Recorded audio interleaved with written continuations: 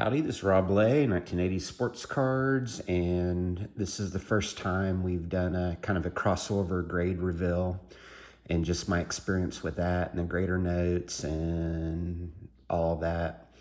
So what we have here is pretty recognizable. Most people will know this card. It's the 1984 star Michael Jordan Rookie of the Year.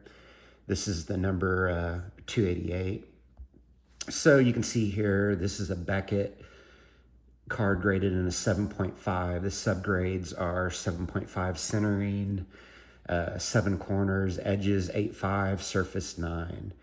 So my thoughts with this, and I'm trying to collect all PSA grades on my slabs, but I love this card, and so I wanted to experiment with sending it off to PSA for their crossover service. So my thoughts, I thought Beckett was pretty tough on the grades. So my expectations, I thought maybe I could get a PSA 7 in the, crossover from the Beckett, and I'd be happy with that. I did put a minimum of 6, so I thought 6 was more than reasonable looking at this card, and that it was a 7.5 and a Beckett. So I didn't think I was going to have any issues getting at least a 6 with PSA.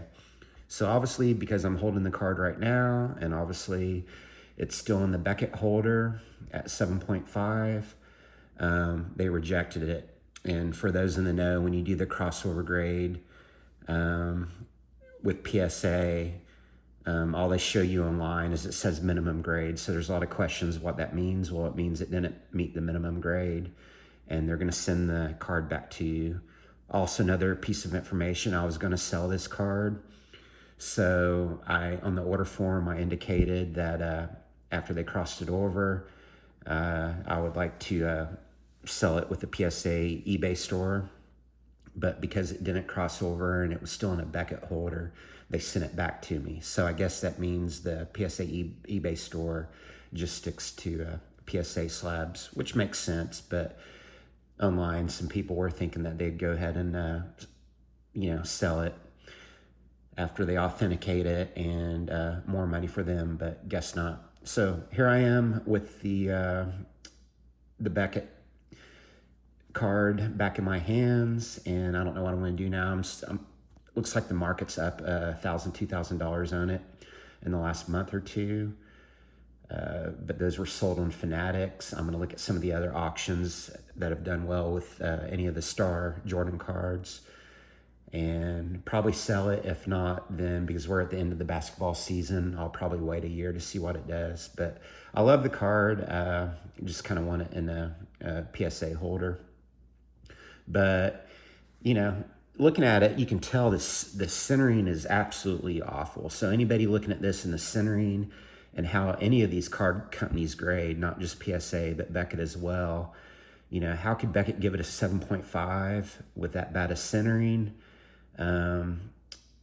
My expectations were, looking out there online at the PSA 6s, that they would have better centering. Well, that's not the case. I pulled up, I'll put several on the screen here, but there are several PSA 6s that have sold recently that the centering is not any better than this. And then also I cross-referenced some Beckett 7.5s, and the centering is not better than this. So they were all, for the most part, I think centered like this, where it's a really tight right side.